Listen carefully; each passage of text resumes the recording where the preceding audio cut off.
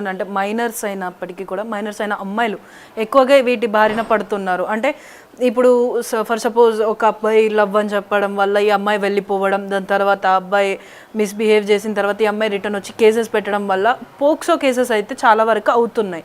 అసలు ఈ POCSO case అనేది ఇప్పుడు తాజాగా మనం డాన్స్ మాస్టర్ జానీ మాస్టర్ ఇష్యూలోనే మనకి ఎక్కువ శాతంగా అందరికీ తెలుస్తూ వచ్చింది సోషల్ మీడియా ద్వారా. అసలు ఈ పోక్సో యాక్ట్లు అంటే ఏంటి, అసలు వీటి గురించి అసలు పిల్లలకి తెలుసుకోవచ్చా లేదా, ఇలా ఏ విధంగా ఉంటుంది? పాక్సో అనే చట్టము protection of children from sexual offences act అండి. ఇది 2012లో వచ్చింది. యాక్చువల్లీ అది డ్రాఫ్టింగ్లో కూడా నేనున్నా. అసలు ఇంత అవసరమా, ఇన్ని డెఫినేషన్స్ అలా అనుకున్న రోజులు అప్పుడు. ఇప్పుడు పరిస్థితి చూస్తే అవేవి సరిపోట్లే. ఆ డెఫినేషన్స్ పిల్లలు చేస్తున్నవి చూస్తే మైనర్ మీద ఎలాంటి సెక్షువల్గా హెరాస్మెంట్ కానీ అబ్యూస్ కానీ ఏది జరిగినా తప్పనిసరిగా అతని మీద శిక్షలు పడతాయి పాక్సోలో. అది జెండర్ న్యూట్రల్ చట్టం. అంటే పిల్లలంటే both boys and girls included దీంట్లో. సో బాయ్స్ మీద కూడా చాలామంది మీద అబ్యూజ్ అవుతూ ఉంటుంది. సో అలాంటి వాటిల్లో కూడా యాక్షన్ తీసుకోవడానికి ఉంది. అతి హయ్యెస్ట్ పనిష్మెంట్ ఉన్న చట్టం ఇది.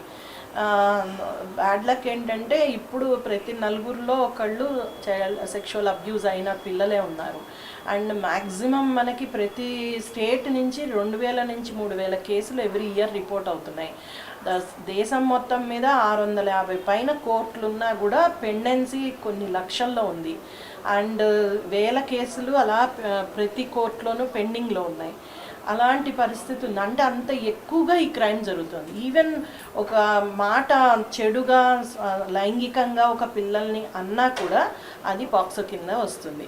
అలాగనే ఒక కన్ను కొట్టిన, ఒక బిహేవియర్ ఏదైనా రాంగ్ బిహేవియర్ చేసిన పిల్లలతో పాన్ చూపించిన, వాళ్ళకి ఏదైనా వాళ్ళ బట్టలు తీసేసిన, వీళ్ళ బట్టలు తీసి చూపించిన, ఇంకా సరే సెక్షువల్ యాక్ట్ ఏం చేసిన, సెక్షువల్ హెరాస్మెంట్ చేసిన, మాటలతోటి వేధించిన, ఇవన్నీ కూడా పాక్సోలో శిక్షలు ఉన్నాయి.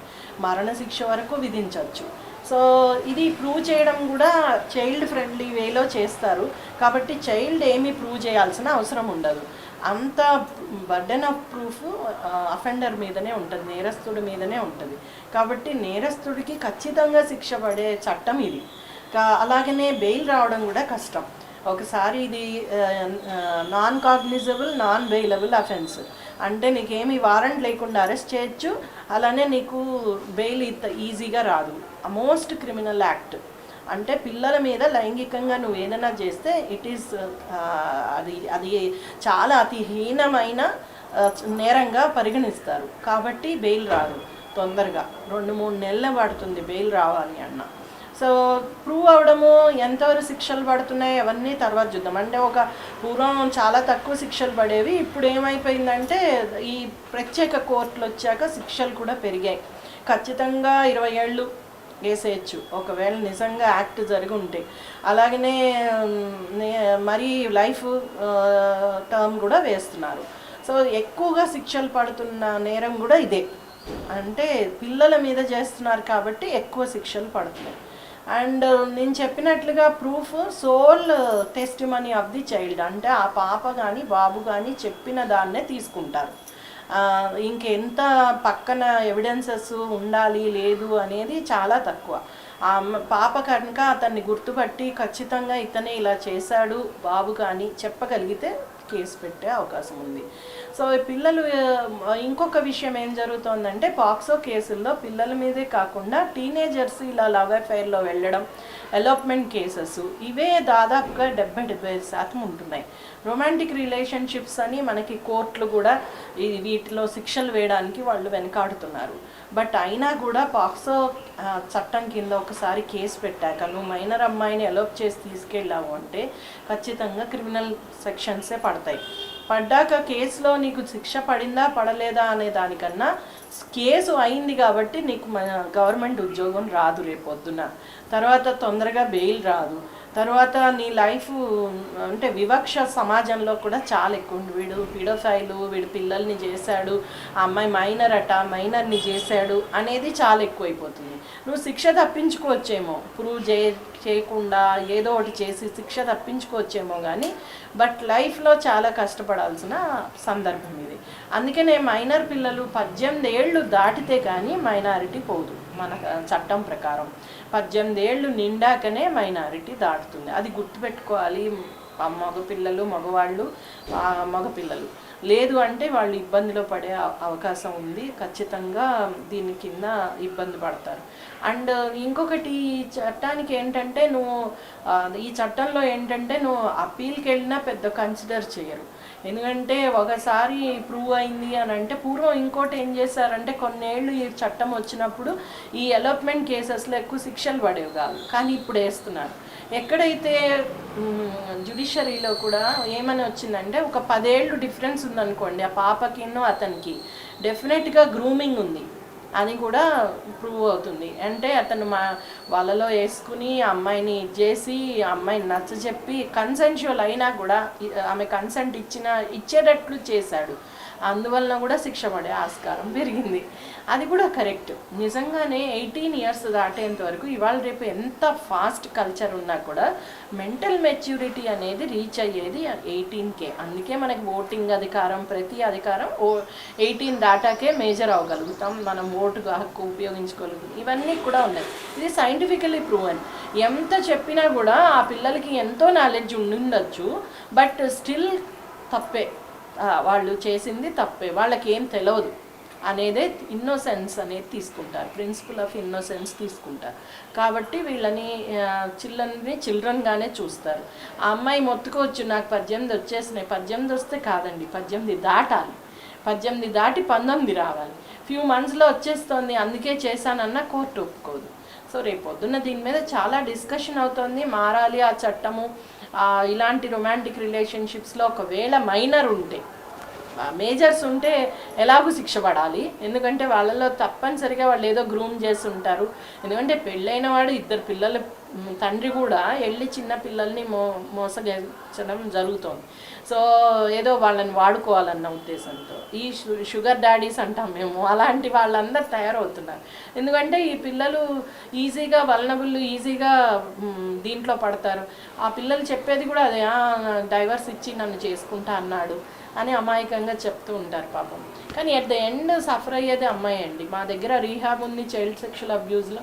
ఆ పిల్లల్ని చూస్తే అదే బాధ అనిపిస్తుంది. అతను బెయిల్ వచ్చి తిరుగుతూ ఉన్నా, రేపొద్దున చట్టంకి ఎలాగోలా తప్పించుకున్నా బాధపడేది ఈ అమ్మాయి. ఐదర్ ప్రెగ్నెన్సీస్ వస్తున్నాయి, వాళ్ళకి రిస్క్ అంటే లైఫ్ ఏంటి ఏమి తెలియని వయసులో ప్రెగ్నెన్సీ వచ్చి నానా అవస్థపడి అబార్షన్లు అయ్యి, మేము మ్యాక్సిమం భరోసా కింద మ్యాక్సిమం అబార్షన్స్ చేయిస్తున్నాం ప్రతి అమ్మాయికి. అండ్ తల్లిదండ్రులు కూడా నిర్లక్ష్యం ఏంటంటే అసలు ఆ అమ్మాయి పీరియడ్స్ రావట్లేదా, తల్లి అయిందా అనేది కూడా తల్లిదండ్రులకు చెప్పట్లేదు ఈ అమ్మాయిలు. వాళ్ళు తెలుసుకునే ప్రయత్నం చేయట్లేదు. అందుకని 7వ నెల 8వ నెల వచ్చాక ఏమీ చేయలేం, కనడం తప్ప. సో అలా కన్న పిల్లలు ఉన్నారు 2 అమ్మాయిలు మొన్న లాస్ట్ వీక్లోనే. సో అలాంటి పరిస్థితి ఇప్పుడు మా హోమ్లో ఇంకో 2 అమ్మాయిలు ప్రెగ్నెన్సీ 8th మంత్. అంటే 15 ఏళ్ళకి వాళ్ళ బాడీ సహకరించినప్పుడు మనం ఇంత ట్రామా ఎదుర్కొంటున్నారు. వాడు ఎవడో తెలియదు, వాడి మీద నమ్మకంతో వీళ్ళు ఇది చేసుకున్నందుకు లైఫ్ అంటే వాళ్ళ చదువులు పోతాయి, ఆ ఫ్యామిలీ ఎంతో వివక్షకు గురవుతుంది, వాళ్ళ సిబ్లింగ్స్, వాళ్ళ అన్నదమ్ములు అక్క చెల్లెళ్ళ పెళ్ళిళ్ళు కావు, ఆ ఊళ్ళో వాళ్ళ ఆస్తులు అనుభవించలేరు, ఉండలేరు అక్కడ, ఈ పిల్లలు సేమ్ స్కూల్లో చదవలేరు. అంటే ఒక లాంగ్ టర్మ్ ఇంపాక్ట్, దీని ఎఫెక్ట్ దీని వలన ఉంటుంది. అది తెలుసుకోలేకపోతున్నారు ఆడపిల్లలు. కాబట్టే వాళ్ళకి చిన్న వయసు నుంచే నో చెప్పడం నేర్పాలి. అసలు అంటే ఎలా ఇలాంటివి జరుగుతున్నాయి అనేది ఎవరికి చెప్పాలి అనే సపోర్ట్ సిస్టమ్ క్రియేట్ చేయాలి. తల్లిదండ్రి మాట వినకపోవచ్చు, తల్లిదండ్రులకి చెప్పకపోవచ్చు, ఎవరో అత్తమ్మో పిన్నమ్మో ఇంకోళ్ళో ఇంకో అంకులో ఎవరైతే వీళ్ళని కాస్త బాగా అర్థం చేసుకోగలరో వాళ్ళతో అయినా కాంటాక్ట్ ఉండేటట్లు పిల్లలకి చెయ్యాలి. అలానే ఒక టీచరో, పాత టీచరో, లేకపోతే ఇంకెవరో ఎవరైతే వీళ్ళకి సపోర్టివ్గా ఉండగలుగుతారు వాళ్ళ దగ్గర వీళ్ళు ఫ్రీగా వెళ్ళి చెప్పుకోగలుగుతారు. అలాగ క్రియేట్ చేయకపోతే ఈ అనవసర సంబంధాలలో వీళ్ళు ఇరుక్కుని రిస్కీ సెక్షువల్ బిహేవియర్స్ అంటాం, వీటన్నిటిలో ఇరుక్కుని టీనేజ్ పిల్లలు చాలా సఫర్ అవుతున్నారు. వాళ్ళ లైఫే, వాళ్ళ గోల్స్ అన్నీ పోతాయి. సో టోటల్ లైఫ్ని నాశనం చేసుకుంటున్నారు. అటు అబ్బాయిలు అంతే, ఇటు అమ్మాయిలు అంతే. అబ్బాయిలేమో ఈ న్యాయ చట్టంలో చిక్కుకుని వాళ్ళ అవస్థలు పడుతున్నారు, అమ్మాయిలేమో ఈ సామాజికంగా హెల్త్ ప్రాబ్లమ్స్ ఇలాంటి వాటితో చిక్కుకుని వాళ్ళు సఫర్ అవుతున్నారు. కాబట్టి ఫారిన్ కంట్రీస్లో డేటింగ్ ఎర్లీ ఏజ్లోనే స్టార్ట్ అవుతుంది, కానీ వాళ్ళకి రిస్క్ తీసుకోకుండా సెక్షువల్ బిహేవియర్స్ మీద ముందే టీచ్ చేస్తారు, ప్రొటెక్షన్ ఇస్తారు, ప్రొటెక్షన్ ఎలా తీసుకోవాలో చెప్తారు, కండమ్స్ వాడాలో ఇంకోటో. మన కంట్రీలో ఏమో సెక్షువాలిటీ ఎడ్యుకేషను, సెక్స్ ఎడ్యుకేషన్ మీదనే మాట్లాడడం. అలాంటప్పుడు తల్లిదండ్రులు కూడా మాట్లాడరు. అలాంటప్పుడు ఇంక వీళ్ళకి ప్రొటెక్షన్, రిస్క్ ఎలా తీసుకోకుండా ఉండాలో, హౌ టు సే నో అనేదో చెప్పడం రాదు. అవి నేర్పించినంతకాలం పిల్లలు ఇలాంటివన్నీ సఫర్ అయ్యే అవకాశం ఎక్కువ ఉందండి. అందుకనే ప్రభుత్వం ఇప్పుడిప్పుడు అంటున్నారు 15 to 18 ఏజ్ గ్రూప్కి బాలికా సంఘాలు చేస్తామని, వాళ్ళకి ఇవన్నీ సోషల్ స్కిల్స్ నేర్పిస్తాము అనేది అంటున్నారు. సో అదొక ఎఫర్ట్, కానీ పేరెంట్స్ చాలా ఎఫర్ట్ పెట్టాల్సిన అవసరం ఉంది. సో మ్యామ్, అంటే ఇప్పుడు ఈ పోక్సో ఉన్నందువల్ల ఇటు అమ్మాయి తప్పు చేసినా ఇటు అబ్బాయి తప్పు చేసినా ఎక్కువ శాతం వరకు మాత్రం శిక్షలు అబ్బాయి వాళ్ళకే పడుతున్నాయి. సో అంటే ఇప్పుడున్న జనరేషన్లో ఇప్పుడు ఈ మైనర్స్కైనా కానీ మేజర్స్కైనా కానీ మీరు ఒకవేళ సజెషన్ ఇవ్వాలంటే ఏం సజెషన్ ఇస్తారు? అబ్బాయిలందరూ జాగ్రత్తగా ఉండాలండి. మైనర్స్ తోటి ఎవరితోటి సంబంధాలు పెట్టుకోకూడదు. ఖచ్చితంగా మీరు పాక్సో చట్టాల గురించి తెలుసుకోవాలి. ముఖ్యంగా ఇలాంటి minor related acts, juvenile justice act కానీ పాక్సో యాక్ట్ కానీ గూగుల్ చేసినా దొరుకుతాయి. చాలా వీడియోస్ ఉన్నాయి. చైల్డ్ లైన్, హెల్ప్ లైన్ వాళ్ళ వీడియోస్ కూడా ఉన్నాయి, అవి చూడాలి. తర్వాత నో చెప్పడం కూడా వీళ్ళకి కూడా రావాలి. అమ్మాయిలు బెదిరించినా, అమ్మాయిలు ఫోర్స్ చేసినా కూడా వీళ్ళు గట్టిగా ఉండాల్సిన అవసరం ఉంది. అమ్మాయే ఫోర్స్ చేసింది, చాలా కేసెస్లో పాక్సో కేసుల్లో అబ్బాయిలు చెప్తారనమాట, అమ్మాయే ఫోర్స్ చేసింది, నువ్వు మగాడివేనా, నువ్వు చేయలేవా అని, అలా ఫోర్స్ చేసిందని.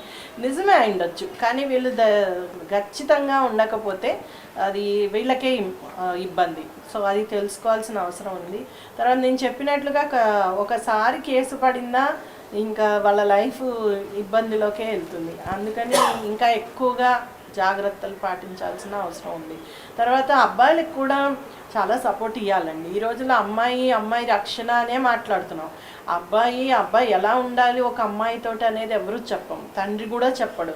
తర్వాత ఎంతవరకు నువ్వు రిలేషన్షిప్లో ఎంత లాంగ్ వెళ్ళొచ్చు, ఎంత దూరం వెళ్ళొచ్చు అనేది మాట్లాడట్లేదు. సో అబ్బాయిలకు కూడా ఇలాంటి ఇన్ఫర్మేషన్ ఇవ్వాల్సిన అవసరం ఉంది.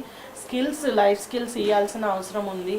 ఎలాగా వాళ్ళు పియర్ ప్రెషర్ లేకుండా, ఎడిక్షన్స్ లేకుండా, ఈ పియర్ ప్రెషర్ వల్లనే ఈ సెక్షువల్ బిహేవియర్స్, సో అవి లేకుండా ఎలాగా ఉండగలుగుతారు. తర్వాత దానివల్ల వచ్చే హెల్త్ ఇంపాక్ట్స్ ఏంటి, మెంటల్ హెల్త్ ఏంటి, ఫిజికల్ హెల్త్వి, ఇవి కూడా చిన్నప్పుడే చెప్పాలి. మల్టిపుల్ రిలేషన్షిప్స్ వలన వస్తున్న సమస్యలు ఏముంటాయి, యాంగ్జైటీ పెరుగుతుంది, తర్వాత వీళ్ళకి ఫోకస్ రాదు, తర్వాత డిప్రెషన్లోకి వెళ్తారు.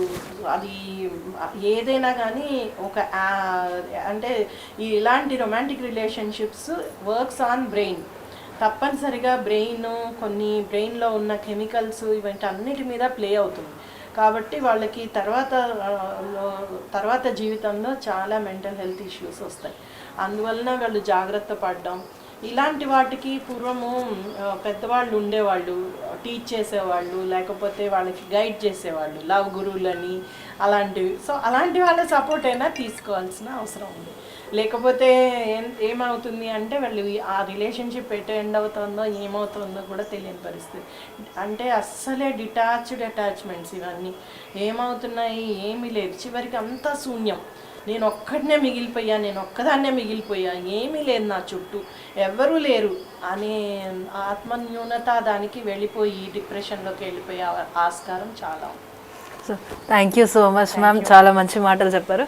సో చూస్తున్నాం కదా, అంటే టీనేజ్కి వచ్చిన తర్వాత చేతిలో సోషల్ మీడియా, అదేవిధంగా ఫోన్లు ఉండడం వల్ల పిల్లలు ఎక్కువ శాతంగా తప్పుడు దారిలో వెళ్తుంటారు. ఆ తప్పుడు దారిలో ఎక్కువ శాతంగా శిక్షలు అనేవి పడుతూ ఉంటాయి. అది కూడా చాలా కఠినమైనటువంటి శిక్షలు. వాళ్ళ జీవితకాలం మొత్తాన్ని కూడా అది అణిచివేస్తుంది. అదేవిధంగా వాళ్ళ జీవితంలో ఏం సాధించాలనుకున్నా కూడా సాధించలేకపోతారు.